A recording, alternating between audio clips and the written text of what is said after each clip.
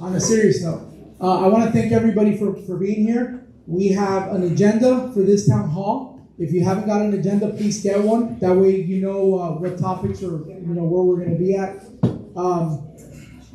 Before we start with the pledge and the prayer, I just want to say one quick thing. All the questions we're going to hold towards the end.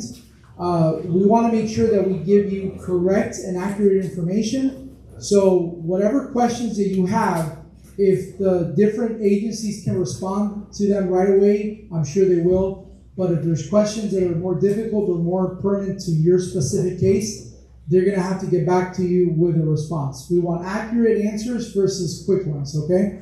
So let's go ahead. If everybody can please stand for the pledge and a quick prayer, I would really appreciate it. The flag is over here hidden.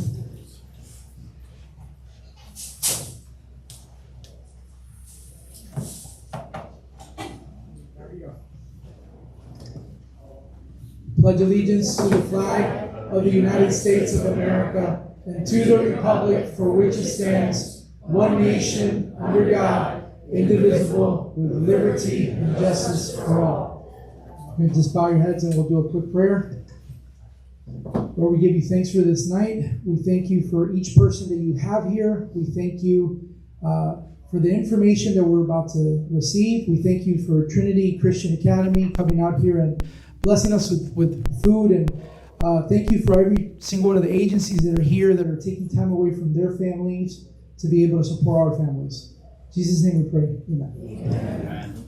So we're going to go ahead and we're going to get started with County Councilman David Santiago of Volusia County District 5. I got one thing. Thank you, Mayor. Those who came out, thank you very much. And those that might be watching online, thank you for logging in. And Mayor, thank you for, I think it says here's your third quarterly meeting. So I know you have these every quarter. So I applaud you for continuously having them for whatever topics you cover. So it's important for the people to see that they have access on a different level in more of a forum that's informal. But I'm here today more to answer questions. I'll also pass the baton if the mayor's okay with it with one of our staff members that can probably give you a high level of what's going on in the county. So the hot topic obviously is the storm and the hurricane that just hit us and how it affected certain parts of our community and the impacts that it's had. And there's been a lot of discussions of what's caused this and, who's at fault and how can we prevent this from happening in the future. At the most recent county council meeting, we had several people that came up and spoke in front of us, probably like 60 people. It was a lot of people affected. Those that spoke were predominantly from the land area and a couple from the east side. But I made the statement that, we hear your message and, to a certain degree, we feel your pain, right? We're not living in your shoes. There's some of you that have been affected really, really badly. But at least from my perspective and my colleagues on the county council, we hear and we see the pain. And we did have the opportunity to share some of the plans that the county council that's been doing on the county level. And I'll just, I'll go 30,000 foot. I want to help people understand that we have 16 municipalities in Volusia County. And each of those 16 municipalities have their own governing body that makes decisions that are very similar to what the county does. The county predominantly operates in everything outside of the 16 municipalities, even though there are some things that bleed over and that we work closely together with. That's why it's important to work with city, county, and state and federal. So I know our mayor's been engaged with federal folks too. So understanding the roles and how people can help could make things more easier for you if you're here to help someone else or for yourself. Understanding that process or inquiring about it will help the process be a lot easier if you're trying to navigate through it. The county council also recently shared some of the efforts that we've been doing as it pertains to how do we do development different, because development's been getting a lot of attention based on this storm, because many people said this has never happened before, and it's true. There are properties that 30, 40 years, they've never flooded, right? And what's been that root cause? I don't have the 100% answer, folks. I can tell you that development is probably a part of it. I will acknowledge that. But I also believe that there are other contributing factors. What we need to do as leaders is find out what are those contributing factors, the mitigating factors, and come up with real solutions I'm really not going to spend my time a lot looking for what the boogeyman is, right? I'm going to find out what area is flooded, what can we do different to make sure we can mitigate this in the future, prevent this from happening at such drastic or at any level. So I'll leave with this, Mr. Mayor, because I've taken the approach that I want to also share with folks the county council's vision as it pertains to preserving lands and keeping them in conservation. And many people don't know that that's been a huge priority of the county council, including me. And oftentimes when folks come and speak about preserving land and that we're not doing enough in this county, I try to take the opportunity to ask that individual. I'll say, well, what is a good number? What do you think the county should preserve? If whatever, obviously we're going to start with 100%. How much of the land in Volusia County should we preserve in conservation forever? And oftentimes, I'll tell you the number that I always get, people say 20%. Okay, do you know how much we currently have in conservation forever in Volusia County? Maybe one person can guess. How about, I like to have fun at the same time. Can somebody throw a number? 35%. 35? Pretty close. It's 36%. Currently, the county has 36% of all lands in Volusia County held in conservation. You know what our goal is? 40. 50%. It's on paper. We have a goal of 50% conservation in the county. So I share that because emotions get high and people, and I get it. If I was affected too, I would be very, very angry, right? And then we have to bring in some level minds to find solutions. And I'm trying to be that level-headed mind while still understanding and feeling your pain to try to help you. But Volusia County has a good plan as for conservation. We need to do better in how we develop. I'll acknowledge that, right? And how developments affect others in the community. I don't have those answers, but I will tell you this.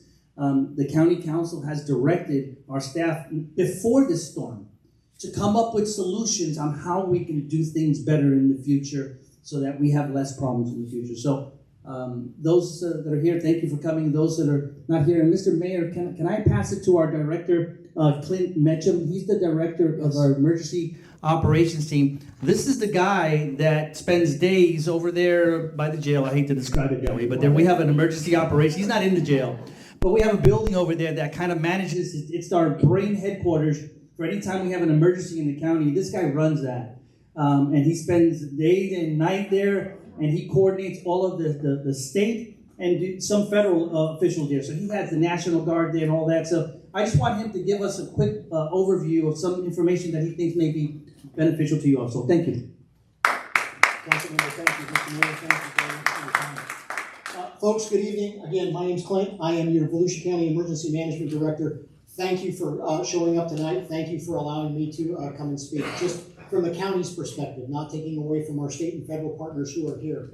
The county's been working very, very diligently. We have switched out of what we call a response mode into a recovery mode. We're definitely working towards getting you all back to normal, what things looked like before Milton. And it's been very difficult. Milton is now the 5th most impactful storm in the U.S.'s history. I mean, that's the level of impact that this storm had. So it's even surpassed storms like Katrina, for example. So for us here in Volusia County, our neighbors to the west on the west coast, they obviously took the brunt of it. But when Milton passed over the top of us, it was still a Category 1 storm, and it exited off the coast as a Category 1 storm. So with the 2 weeks leading up to and during the storm, we got well in excess of 20 inches of rain in parts of the county, and we saw sustained winds in the mid 60 mile an hour range and gusts up to 90 miles an hour. So again, a very impactful storm. What we're doing now, our county resources, primarily our public works folks, our human services folks, are working in conjunction with our state folks and our federal partners, trying to get people registered for the assistance that's available. And thank you to the federal government. We have lots of programs available. We have TSA, which is temporary sheltering assistance. That's been turned on. The individual assistance, IA as we called it, has been turned on. Public assistance for our government entities, PA, that's been turned on. And all of the categories, we have 8 different categories of disaster operations that we function within. All of those have been turned on as well. The state and the feds are helping out immensely with debris removal. That's a big emphasis right now with our public works folks and our roads and bridges folks. And again, getting the roads passable. So that's where we are in a nutshell right now. I can go on for hours, and trust me, you don't want me to do that. And again, I don't want to take our state and our federal partners' thunder, but we do have the blue wave, as we call them, is here. That's what we call our FEMA partners. When they show up, they come in a wave. We have a large contingent of FEMA representation here. If you need to take advantage of their availability to help you register or check on your status, if you've already registered for various programs, please do that. We have a fantastic team working here in Volusia County from the federal and state level. They've been immensely helpful. Our DSA teams, our assistance teams from FEMA have been on the ground since before the storm actually hit. They've been here embedded with us that long. Our state partners, the same thing. So again, I encourage you to, one, if you have insurance, make sure that you get your insurance claims in. That is key, and that is the first step that you really need to take in getting the assistance. Once that is done, depending on what the response from your insurance company is, now you've got accessibility to SBA, and some of these other programs, these individual assistance programs.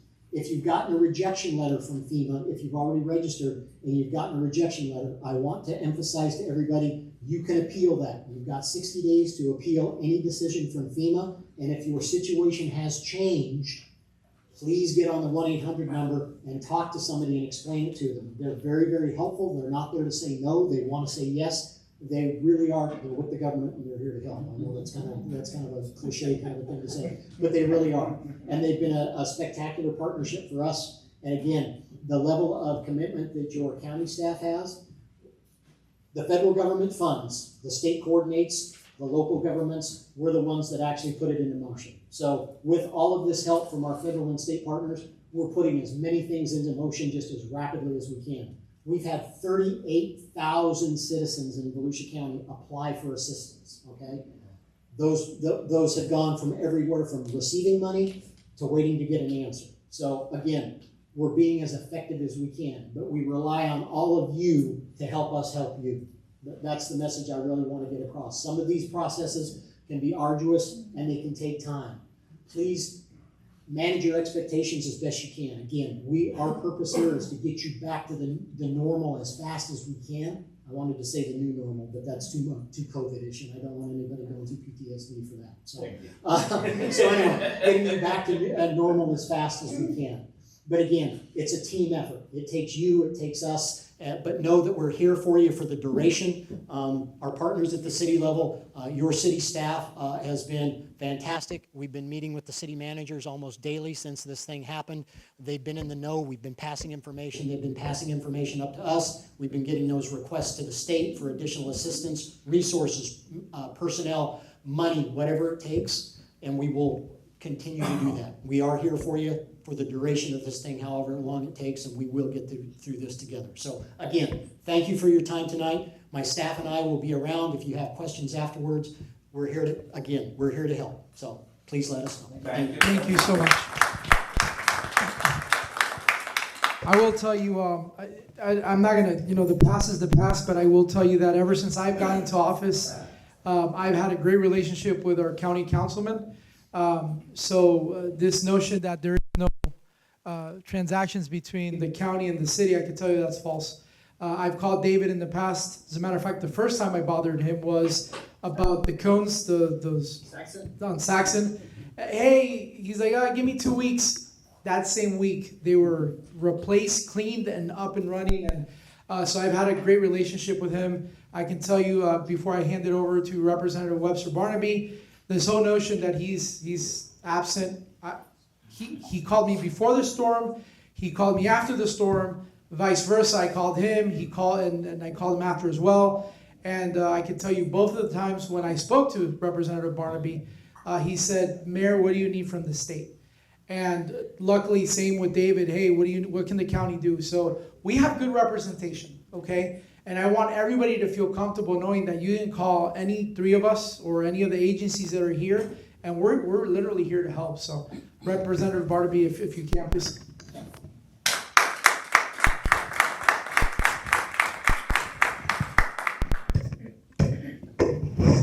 Good evening, everyone. It's a pleasure to be here with you tonight. I'm here this evening to share some state resources with you as we continue to recover from Hurricane Milton. Most of the on-the-ground recovery efforts are being tackled by FEMA. It's good to see FEMA here tonight. The Florida Department of Transportation, the Florida Department of Emergency Management, and the local division of emergency management. Thank you, Mr. Meacham, for everything that you do, as well as private partners. This includes debris removal, flooding, repair, and power restoration. As the state representative's office, we are here to help coordinate between local offices and those at the state level. If you are having trouble contacting the appropriate office to assist you with, please contact my office and we will help you to connect. With me tonight is my legislative aide, Mr. Drake Wyman. And if you need any assistance at the state level, please see Drake before you leave this evening, and we'll do everything that we are capable of doing to help you at the state level. My office can be reached by calling 386-736-5052 or by emailing drake.wyman@myfloridahouse.gov or my district aide, who couldn't be here this evening, rob.marcantonio@myfloridahouse.gov. My office will be happy to assist however we can. At the state level, the governor and our state agencies have implemented a number of resources to help with recovery by visiting floridadisaster.org or disaster/updates/Hurricane Milton. And then we'll put some stuff on the screen so you can see and you can write them down. You can view all these resources. I will go over each of them now. The state assistance information line is 1-800-342-3557. This call center has a 24/7 service and can answer any Hurricane Milton related question you have. English and Spanish and even Creole assistance are all offered by the call center. The Active Hope Disaster Assistance Form is available. I don't know if any of you knew, but the Hope Disaster was originally set up by our First Lady, Casey DeSantis, doing an outstanding job. You can go to http://hopeflorida.com and get hurricanemilton.html. Serving as the emergency response arm for the Hope of Florida initiative, Active Hope pulls together the private sector, nonprofits, and government resources to help Floridians get back on their feet following a natural disaster. And I say it's a natural disaster because my friend, Councilman Santiago, referred to the fact that it's hard to put your finger on something that has happened so on a massive scale. But even the insurance companies and the actuaries do have it in their record books for something called an act of God. That means you can't blame it on anybody else. And I'm not asking you to blame it on God, but an act of God is simply something out of the realm of human possibilities to avert that disaster. Do you understand what I'm saying, folks? Not to get theological on you here this afternoon, okay? But stuff does happen, okay? The 100-year flood, the 100-year hurricane that no one's ever seen before. We just had that with Milton. Active Hope helps connect Floridians with outside resources to provide food, household goods, home repairs, and more. Operation Blue Roof allows residents in approved counties like Volusia to receive free roof tarping if their home was damaged by Hurricane Milton.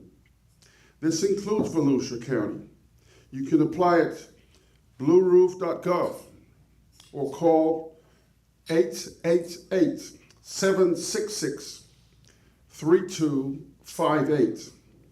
This program, by the way, closes November the 5th. So you've got 2 weeks to get that program activated. The Florida Housing Finance Corporation, FHFC, has disaster relief resources and information for Floridians in need of housing options and other housing-related support.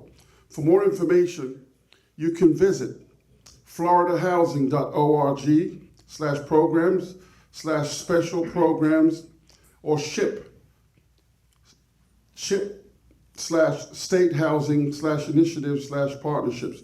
I've got everything on the board there, and you can see me afterwards if you're not able to write it down, or just use your phone and take a photograph of it. All right?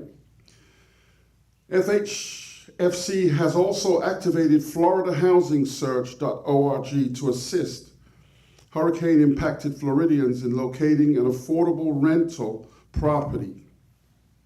This free statewide research platform, and I said free, it is free, is being constantly updated to ensure all listings are accurate. Floridians can also call 1-877-428-8844. Volusia County business owners and residents can apply for SBA assistance by visiting sba.gov. Tonight we have with us in the audience Julie Garrett, who's part of the SBA. Julie, thank you for being here tonight. Now, you can apply for hurricane assistance through the SBA. Governor Ron DeSantis has activated the Florida Small Business Emergency Bridge Loan Program, all right, making $50 million available. And I was proud to be part of those in the legislators that voted for this program, this very important program, and we appropriated $50 million available for businesses impacted by Hurricane Milton. Florida small business owners are in need of assistance also can apply, including sole proprietors are encouraged to visit floridajobs.org/EBL to apply for the Florida Business Emergency Bridge Loan Program. The program provides short-term, listen to this, zero interest loans, don't find that anywhere, to small businesses that experience economic injury or physical damage due to Hurricane Milton. Interested applicants can apply now through December the 4th of this year until all available funds are expended. Finally, anyone who suspects price gouging in Florida can report it to the Florida Attorney General's office, Ashley Moody, a personal friend of mine, at myfloridalegal.com, or by calling 1-866-966-7226. Might I also remind the audience tonight that I currently serve as the Vice Chairman of Criminal Justice for the great state of Florida, and we don't allow criminals to prosper in our state, especially during disasters. You may report unlicensed contracting to the Florida Department of Business and Professional Regulations by calling 1-866-532-1440. You can verify professional licensure at myfloridalicense.com or by calling 850-487-1395 or emailing ula@myfloridalicense.com or by using the department's mobile app. And there, ladies and gentlemen, I've given you all the information about what we've been doing in the great state of Florida. It's my honor to serve the people of the city of Deltona and the cities here in Volusia County. Thank you very much for being here.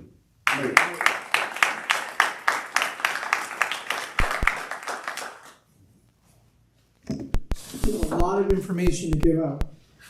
So up next, we're going to have folks from FEMA, SBA, and I just want to recognize them. Their cards are by their name. We have Mr. Gregory O'Reilly, who's here all the way from DC, so thank you.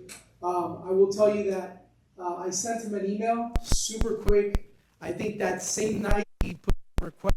We have the whole team here ready to help, so thank you for doing that. So Mr. Gregory O'Reilly, we have Rachel Weatherly, she's here on behalf of FEMA as well. Back there in the front. We have Julie Garrett. There you go. I'm sorry. She's here on behalf of the SBA. So we're going to go ahead and allow Mr. O'Reilly to give a few words, and then he can present whoever's going to come next. So, and while he's coming up, folks, we do have, on behalf of Trinity Christian, there's stuff back there. Don't get dehydrated. There's things to drink, to eat, enjoy. We're here to, get the information, but also go ahead and get some food. Mr. O'Reilly. Thank you, Mayor Avila. Councilman Santiago, State Representative Barnaby, pleasure. Thank you for the invitation. I'm here to provide a little further insight as to the FEMA footprint here in your community and the county. We're here to serve at the pleasure of the state. The state is the boss. Fortunately, the leadership here in the state with regard to emergency management is superb. They've essentially written the book on hurricane preparedness, response, and recovery. Similarly, in each and every county, the emergency managers, as demonstrated by Clint, are superb. We follow their lead. Rachel, my counterpart in operations, serves as a division supervisor, embedded with the county, taking direction from the emergency manager and guiding our operations teams in the field to fulfill the needs of the residents in your community. I would like to introduce a few additional members of our team. Importantly, we have Tiffany Warren from Individual Assistance. Tiffany, if you'd like to come up and share a little overview of the Individual Assistance Program.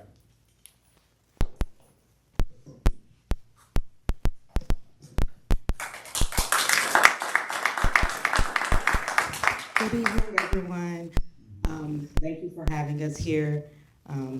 Esteemed members of the state, county, city, we definitely are here to serve everyone at FEMA, boots on the ground, and we're here to help you with your recovery. As far as the individual assistance program goes, the very first important step is to register for assistance if you have been impacted, whether you're a homeowner, renter. Households could be eligible for assistance for your personal property, for your housing. There are several ways to receive FEMA funds. So we have a program that could help repair, replace. You can receive rental assistance. That we talked earlier about transitional sheltering assistance, which is actually not individual assistance, but you get that by applying for FEMA assistance. So that is the first step. Even if you've applied for a previous disaster, we hear that a lot. I've already applied for another hurricane. You must apply for Milton if you were impacted in this storm. So individual assistance covers the Individuals and Households Program, which is home repair, replace, also personal property, transportation, moving and storage. There are multiple categories of assistance that you could be eligible for. These are available no matter what your income level is. So please apply. It is not, it's not dependent on your income. It's not dependent on, I just lost my train of thought, but please apply. That is the first step. That is the first step for individual assistance. Also, in order to apply for individual assistance, you must be or have in your household a citizen that has a social security number. It could be a child, it could be a minor, but someone in the household must have a social security number to apply for assistance. So if you have that, please, you can apply tonight. We have a whole team here that can help you apply for individual assistance with FEMA. We also are here to answer your questions if you have already applied. There are multiple. We've got. I was like, what's going on in the background? We've got screens. But yeah, there are multiple disasters happening at once, and so if you have applied for one, even if you've received assistance for one, you can be eligible for multiple ones. So that is important to remember. Also, we have a transportation assistance. So if your vehicle was impacted, you could receive assistance for that.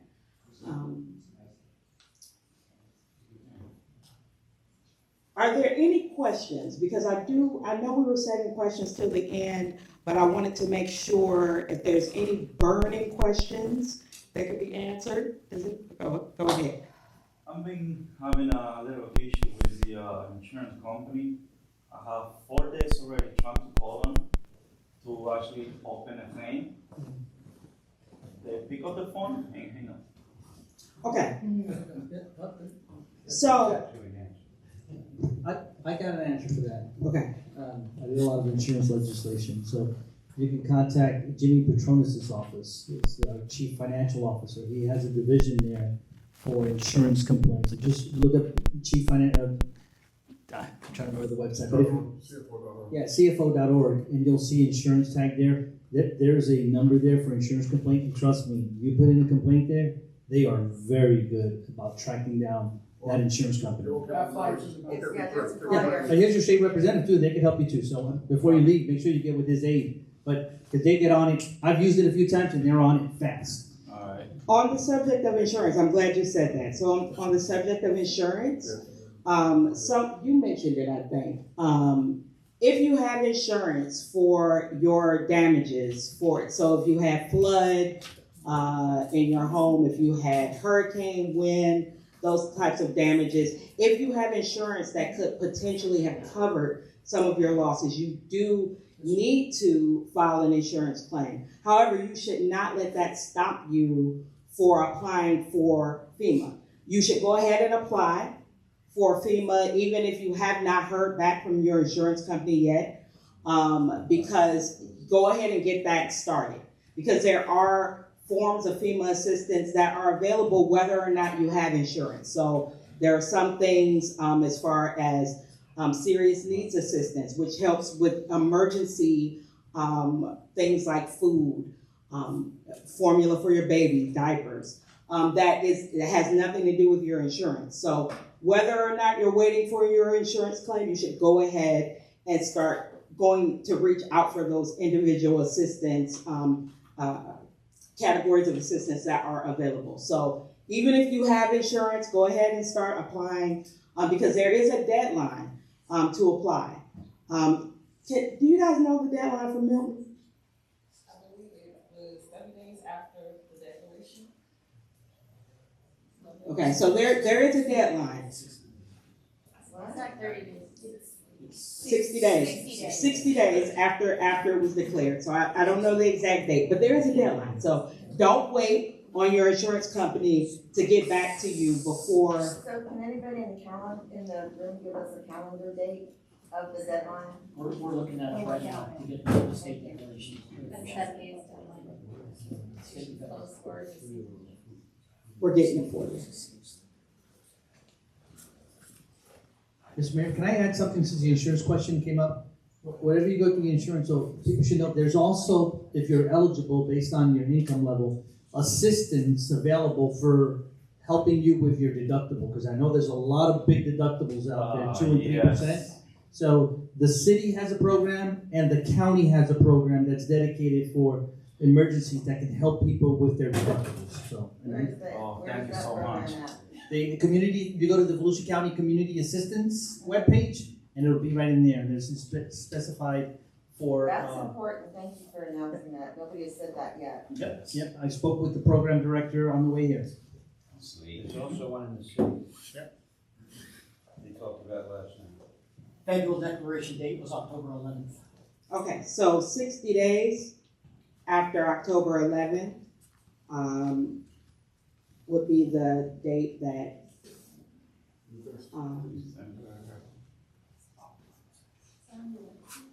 it's on the website, and they're getting the exact date for us. But yes, so 60 days after the declaration date is the date that it closes. Someone mentioned earlier that if you have received a decision already, go ahead. So the date is from October 12th to December 11th. Thank you. December 11th is the date that registrations close for Milton, so go ahead and get your registration in. If you have received a letter from FEMA that you do not understand, or if it looks like a letter that says you're not eligible or that you're not receiving something that you were expecting, you can appeal.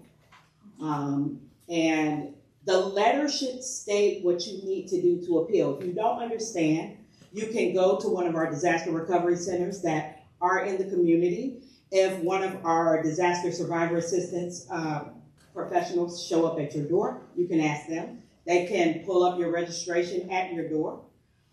Or you can call our helpline, FEMA helpline, 1-800-621-3362, option 2, to speak with a helpline representative, and they can do a quick case review right there over the phone. We had a question on social media, and I think it's a common question because somebody in the room asked me this a couple of days ago as well. People that have property insurance are saying that they're being told, not by FEMA, so this is kind of to stop some of the misinformation, but not to apply because FEMA will automatically deny them because they have property insurance or flood insurance.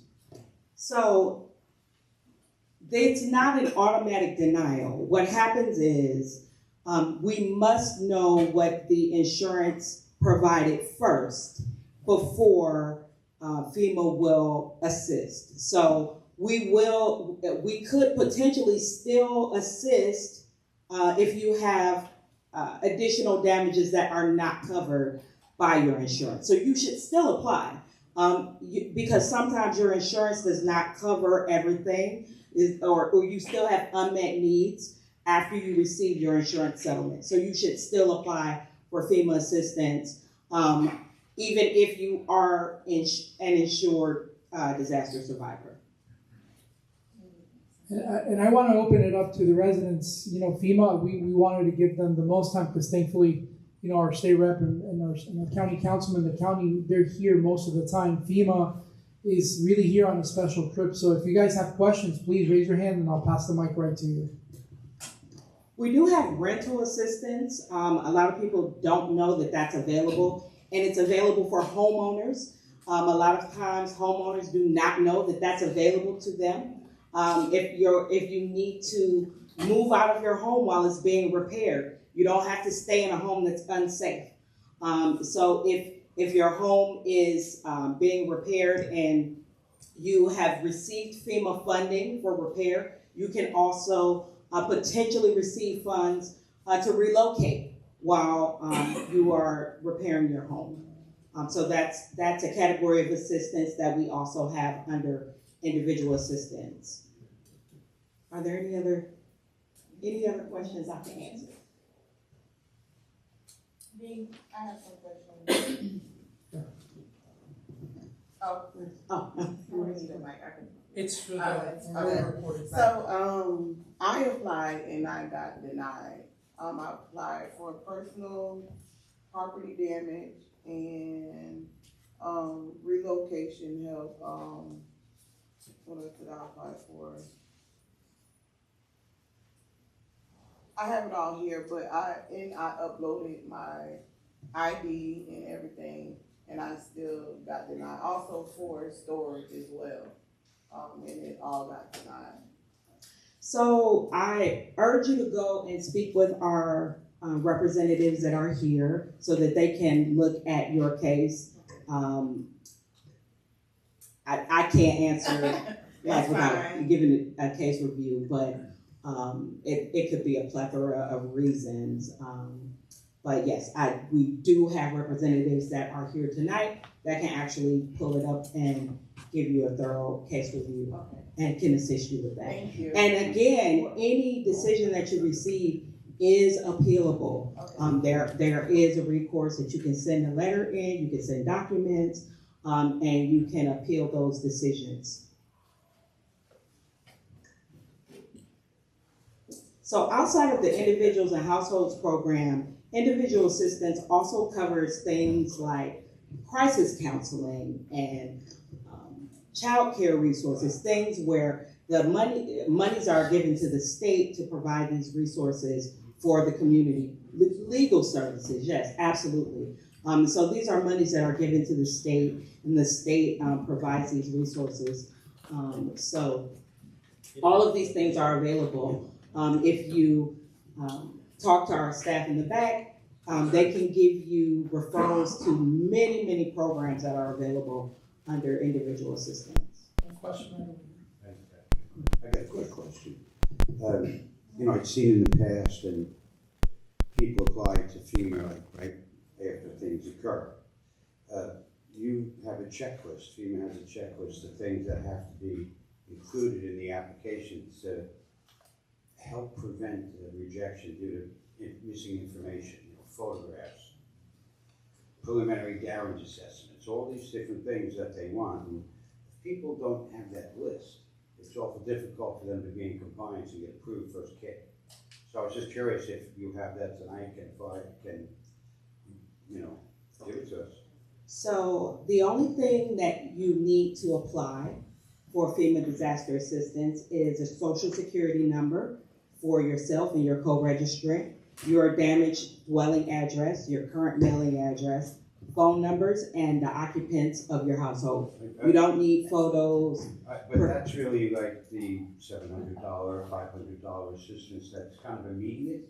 I kind of looking at the FEMA reg just yesterday, up to $41,200 could be provided, but they need all that checklist to be done. And this is for home repair, structural type repairs. You don't need any of those things to apply. So what happens after, let me explain what happens after you apply. Okay. So after you apply for assistance, depending on how you answer the questions at registration, if you have stated that you had home damages, you may receive an inspection. If you do not have insurance to cover those initial losses, you may receive an inspection. An inspector will come out and review the damages. So you don't have to provide a preliminary damage assessment or anything like that. If there's no insurance to cover those losses, an inspector will come out from FEMA. And then after the inspector lists the damages, that's when the rest of the assistance will roll out. So you wouldn't have to provide any of those things. I understand what you're saying. You should begin as a homeowner, you should begin those things in your home. You should begin ripping walls out. You don't want mold, if you can. You should definitely begin that even before the FEMA inspector arrives. That is the best for your home as a homeowner. Absolutely. And you can take pictures if you like. You can show them to the inspector. It's not necessary. It's not required. And it has no impact on what the inspector will write down in their report. But if you'd like to, you can. Question. Hi, I don't know if this is the right time to bring it up, but I've been to a few of these meetings, and first of all, the information is really great. Our community really needs it, so I'm really happy that this is happening. So thank you to everybody that's been involved, even if you're not in the room today. But I wanted to bring up, the woman sitting next to me had a sewer backup, and as a result of that, we've now found out that and she's had a sewer backup every single storm. She's a renter and didn't realize it, but every time she had a sewer backup, she was getting, some water damage, and now her home is mold infested, and it's uninhabitable. And we haven't had any discussion about how to manage mold in any of these meetings that I've been in. I've learned that the city does not do mold inspections. They're not qualified for that. Very understandable. I was surprised today to find out that the county doesn't do any kind of mold inspections either.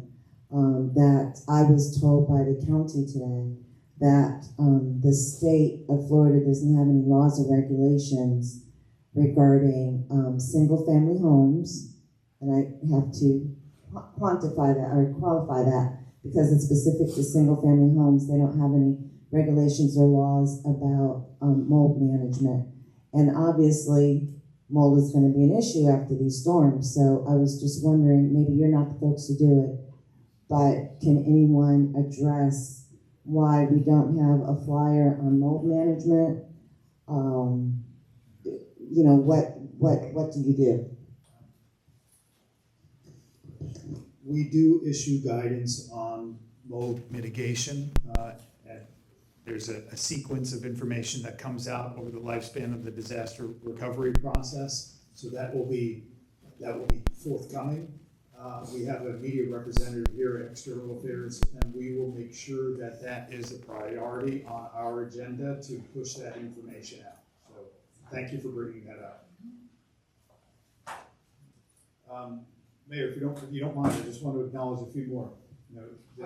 The staff here is representative of the show of force that's out and about in your community, serving their fellow countrymen. We have, importantly, we need to acknowledge our Disaster Survivor Assistance Team, also referred to as DSA. They're the heart and soul of FEMA. They're out door knocking, canvassing these neighborhoods at the direction of the emergency manager. The demand for staff throughout the country in multiple states is very high, as you can imagine right now. So we have surge capacity force people brought from whole of government, all different governmental departments, from headquarters of their departments or regional offices, to support in doing this field canvassing. And I would like to introduce our DSA field team leader, Shamika Wilson, here.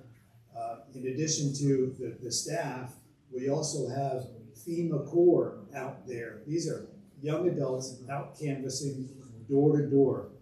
Angels of FEMA, they really give you hope for the future.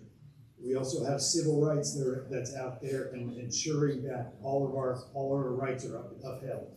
So Darren, you just acknowledge yourself. Okay, and lastly, we have within the FEMA umbrella, when we mission assign other agencies, an important component is the Small Business Administration. So I'd like to invite Julie Garrett from the SBA up to provide an overview of the SBA's role in disaster recovery.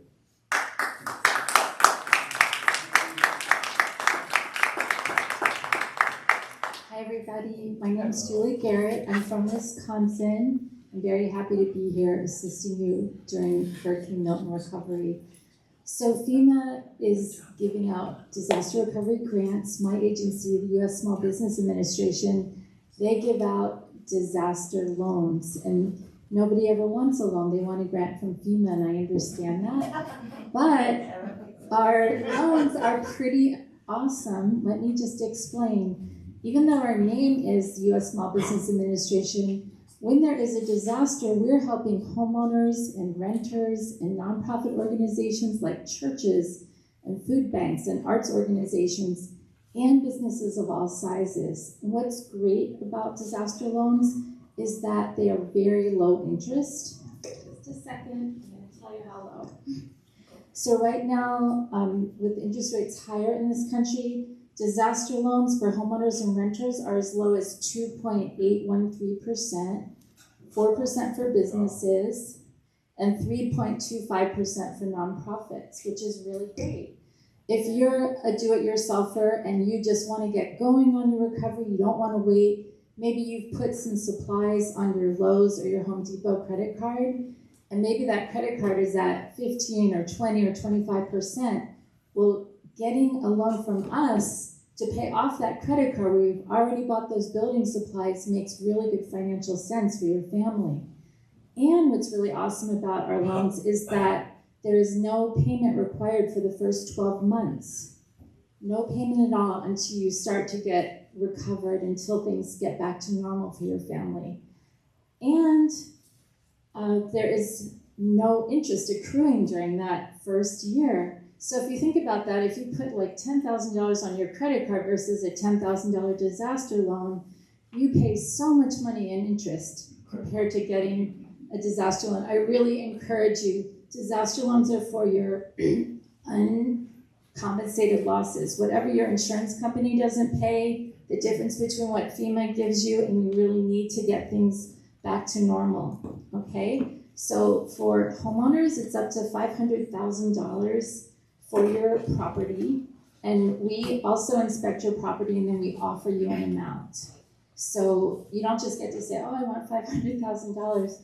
We offer you how much we think it'll take for you to rebuild. And we're into you rebuilding and replacing your personal property and your home. We don't just give you the money at whatever, like your roof is 20 years old or whatever. We don't do that. We give you money to help you get a new roof. And also our disaster loans cover hurricane deductibles. That's another thing. I was really happy to hear that there's local help for that too, but let's say you still need a little more. Hey, you can come to us and talk to us. The terms are up to 30 years, so the payments are very low, and the terms are flexible in that you can pay it off early. So I guess that's the wrong wording, not to say the terms are flexible, but there is no prepayment penalty. So let's say you're the kind of person you just hate to be in debt and you want to pay that loan off in 5 years, you can go ahead and do that. That's fine. There's no penalty for doing that. So I encourage you, if you're interested, to check that out. You can go to sba.gov/disaster. I'm hoping they'll put it up, sba.gov/disaster. So $500,000 for home repairs, and then up to $100,000 for contents and your vehicle. And that's for renters or homeowners, up to $100,000. Now, personal property, we mean basically, pretty much anything at your house, like your furniture, your appliances, your computer. If your car got flooded, whatever was in your car seats, your, whatever your family keeps in its car, I guess, it could be a lot of things, but this is a very comprehensive and flexible program.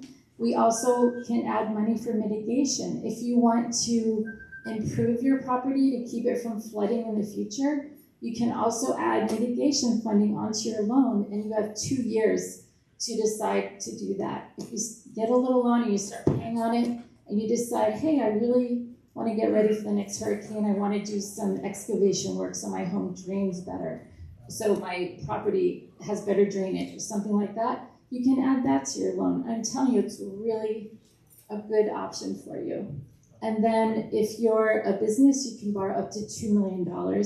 That's for your physical loss and also for your economic loss. Nonprofits, it's the same amount. So I'm just encouraging you to check it out, to go to a disaster recovery center. SBA staff are there with FEMA.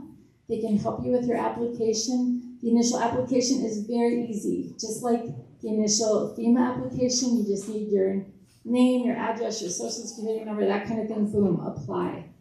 And, she's got a question. What about, I'm looking at the things, the qualifications. What about credit scores? Everybody always asks me about that, and I don't even know what it is. But I want to tell you, it's easier to get a disaster loan than to go to a credit union or a commercial bank and get a loan. Also, the more you need that low interest rate, the better chance you have of getting it. Super well-off people who apply, who have lots of money and lots of property, they're going to get offered a higher rate. Oh, thank you. That's so sweet. So, it's different than applying at a regular bank. And also, the people that I work with, like the people at FEMA, like these servants here, public servants here, we really care about you guys. We are here to help. This is our job. We go to communities that are devastated. We have a huge heart for the survivors, and we really want to help you. Like, we want to get this to yes. Like, our goal is to get you that loan and to help you out. So that was one of the questions, and I'll get to Joel in just a minute, but there was two questions. I believe you answered one of them, which is, do you have to be a business to apply for the SBA? I believe you already answered that. The other one was specifically, and I hope the gentleman deletes the comment, but they have a credit score just under 570, and they want to know if that would qualify them to apply. So what is the credit score that you guys are looking for loans for the SBA? I appreciate the question, guys. I swear to you, I get this all the time, and nobody has ever told me. So I really don't know what the credit score is. We tell people, don't turn yourself down. Apply. Okay, just put yourself out there and apply. And also, if you don't qualify for an SBA loan, we send you to FEMA for their consideration for other needs assistance. And the state later on collects the information from us for people who applied and couldn't get loans. And then as other funding sources open in the future, you'll be automatically referred into that program. So it's really, even if you don't get it, it's still a win. And like FEMA, you can appeal if you don't get it. You can read your letter and see what it is. And let's say it was a credit issue, maybe you can knock a couple of little things off your credit report and get your score up enough and try again. You have several months to do that. So, yeah, I really try. It's worth it. I got a question. Okay. A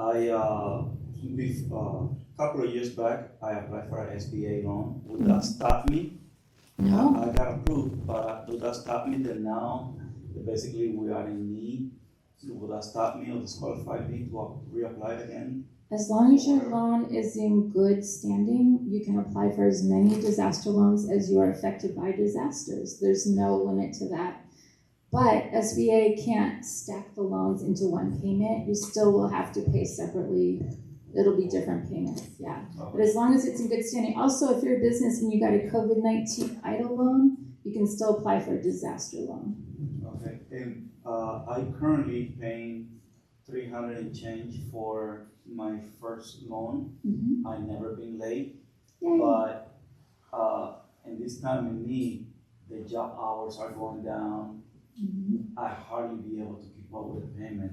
Would that, is any help for our, especially for like Florida residents that we went through the hurricane, to give us a break on the payment, like half or a year? I mean, I'm so glad you brought that up, because you can talk to your loan servicer, like look in your paperwork, whoever you're sending your payments to, and tell them that you're affected by Milton, that you're here in Florida, and ask for them to give you a break on the payments for a while. You can definitely request that. Yeah. thank you so much. The mitigation funding, guys, is really good. It's 20% of your verified loss. So let's just do some easy math. Like, let's say you had $100,000 of damage. You could get up to 20,000 mitigation funds added onto your loan. And let's say you have insurance, so you don't really need a big loan. And let's say you only get a $2,000 loan, super small. You could still add that 20,000 on for mitigation, which is really great. Yeah. Thank you so much. And there's no minimum either. Okay? Can schools apply for that too? Just out of like private schools, can they apply for SBA loans? Yes, private schools can definitely apply. Private nonprofit schools can apply. Daycares can apply. Yeah.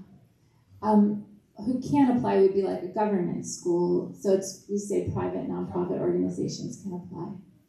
Yeah, and also churches can apply. And for the EIDL loan, where we replace lost income, if the church has like an event space or a radio station or something like that that's affected, that keeps their books separate from the church, they can apply for that. But ordinarily, most churches, they can apply for physical damages. Oh, one other thing. Let's say, like you were talking about how it's hard to reach your insurance company right now. Yeah.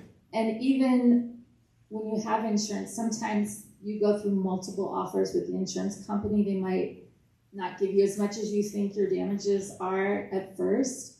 You can get a disaster loan and start making your repairs, and then that gives you time to negotiate with your insurance company. and you can make it so that when you get your insurance payment, it automatically goes over and pays down your loan. So that helps people to not have to wait so long, because it takes the pressure off you, and it gives you more room to negotiate, because you're not feeling like, oh, I gotta get my house back. You can start getting it back with the disaster loan. But right now, guys, currently we don't have funding because of a congressional issue. Congress is coming back into session November 12th. While we don't have funding right now, we do have all of our employees, and we're processing the loan applications and moving things along just like normal.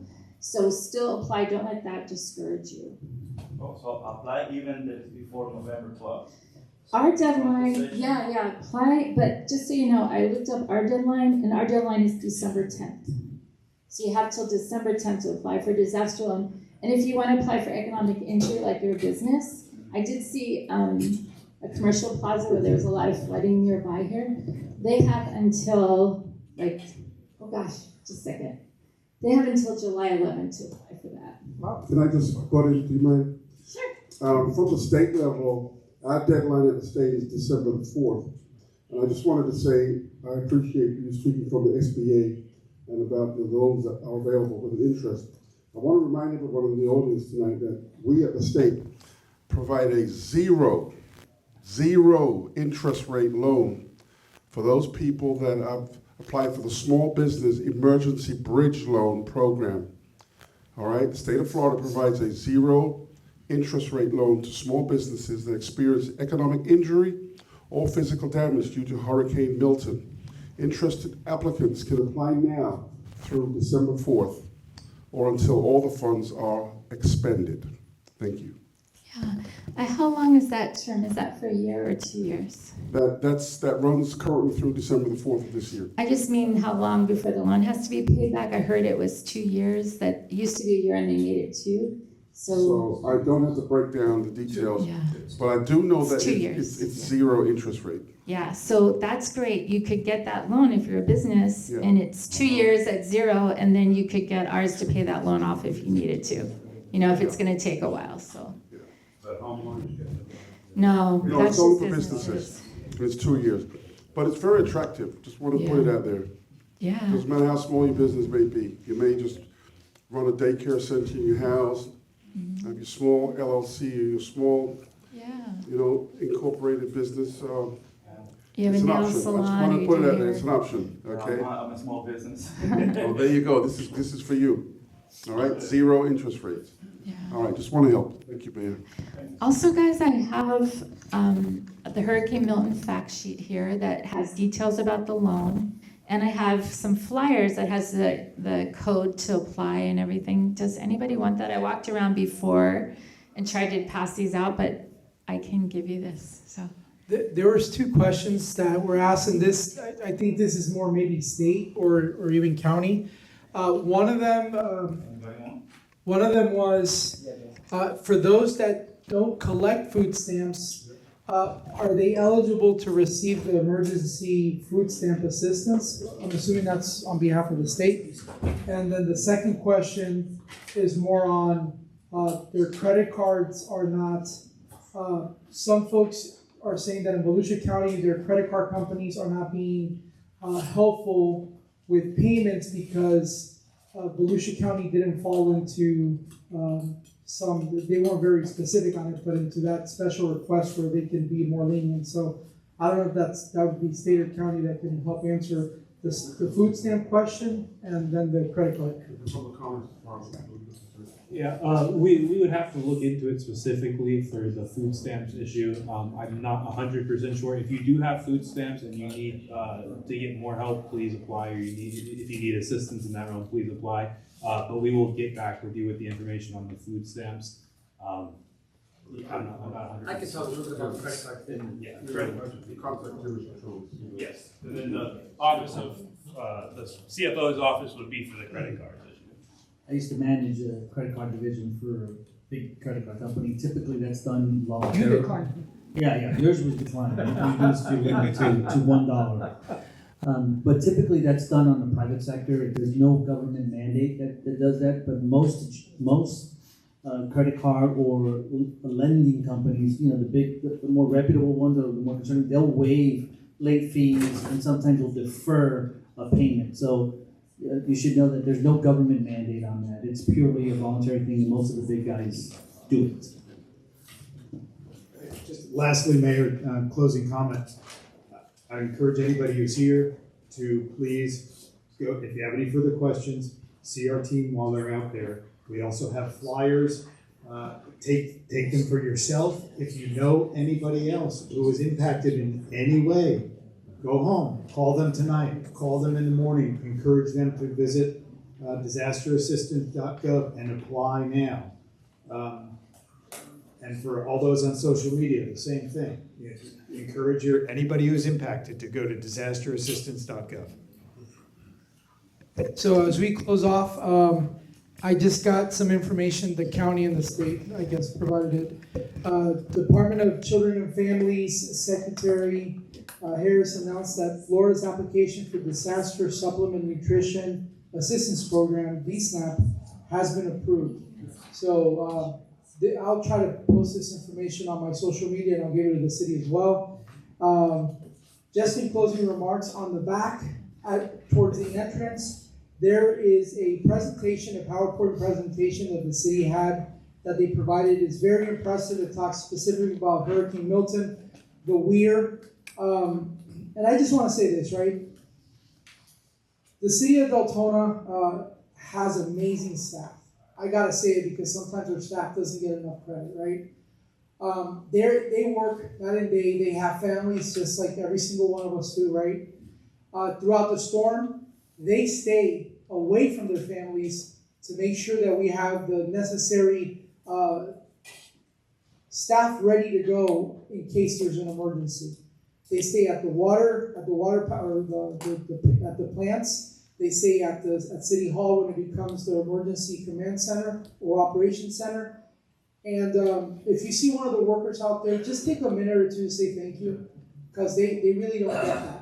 And right now there's a lot of anger, rightfully so, right? Folks wondering when trash is going to get picked up. Folks wondering, when the water is going to recede. It's extremely understandable, but just let's focus on working together as a city and coming together. And that's why these folks are here to help. I'm sure the folks from FEMA, SBA, and the county and the state, they want to be with their families too. So I want to thank every single one of you for coming out and giving us all this information. It's extremely important. Again, Trinity has their catering, what was it called again? I'm sorry. Culinary arts program that's here. They brought some food. They have a little thing out there, so if you want to give them a donation, that'll help. Hopefully we can get them some business sponsors to help them continue to grow. They have a lot of very impressive programs there, and one of the goals is to try to partner with some of the local schools to do this whenever we have a town hall. Lastly, I have business cards back there. You guys always know that you can call me, text me. Sometimes it takes me a little bit to respond because there's a lot of people that reach out. But I always respond back to emails and messages at one point or another. So if there's anything you guys need, please take the time right now, egos aside, you head out that door, you make a left, and there's a whole team of people that are there ready and willing to assist. The last thing I want to say is I want to mention two people that are not here that I have to mention, and I do them a disservice if I didn't mention them. And one of them is Senator Rick Scott. The day before the hurricane, I got a call on my cell phone, and it was from him. Okay, and I'm not special. He does this with all the mayors. All right, so it's just not me, but it speaks a lot about a representative that is on that high of a level to take time to call a local city mayor to ask them, what do you need and are you ready? Furthermore, it's impressive that after the storm, he made sure that I had Mr. O'Reilly's contact information and the same thing, whatever you need on the federal side, I'm here to help. The second person I have to mention that isn't here is Congressman Mills. Congressman Mills was here. He toured with us. He saw some of the things. And Representative Barnaby was there when he toured with us. He can tell you whatever he can do on the federal side as well to help, he's going to help. So this is your government at work. Maybe it doesn't work in other areas, but it sure as heck works in Deltona. Okay? And this is not, I'm not getting into party politics. This is not what this is about. This is about a good set of legislators that are here to be public servants, that work well with their staff, that work well, more importantly, with the community to help you guys get afloat from all this mess that's happening.